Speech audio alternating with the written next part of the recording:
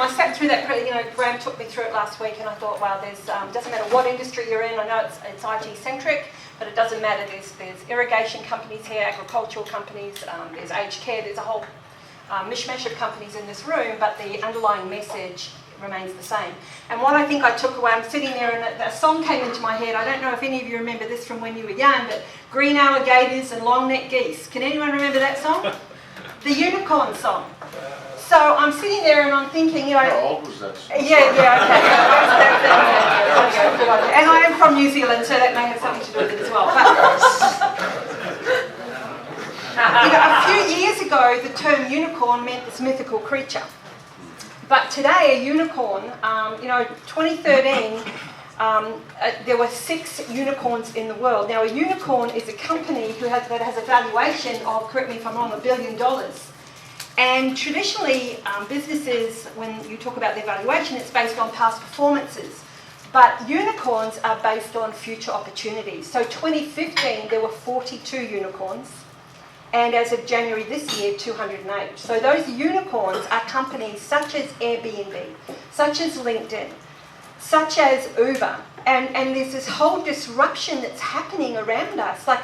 We know that taxis have been disrupted. We know hospitality. We're talking about driverless cars and driverless trucks. That's a whole transport industry that's being disrupted. And so industries are being disrupted, which means businesses are being disrupted, which means people are being disrupted.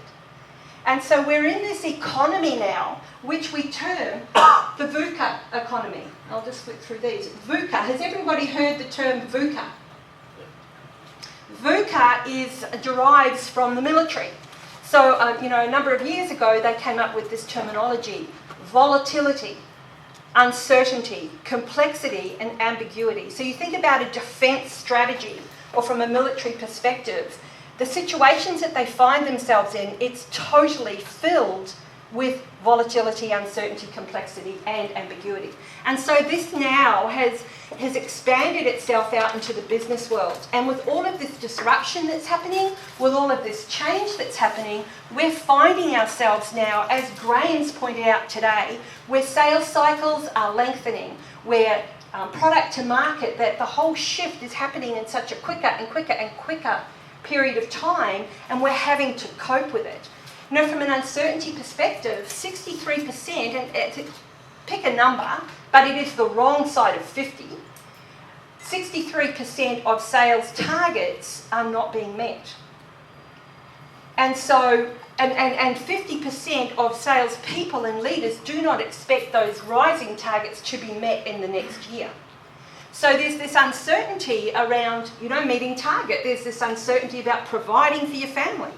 And then you look at the complexity side of things. Well, last year I think it was 6.2 people to be involved in every decision. I think this year CSO Insight says that it's 7.3.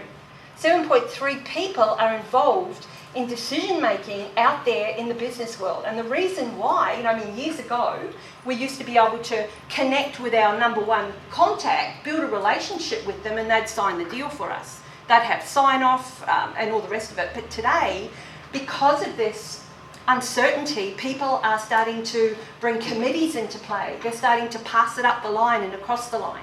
So the decision-making process in itself has become so much more complex. That's just decision-making.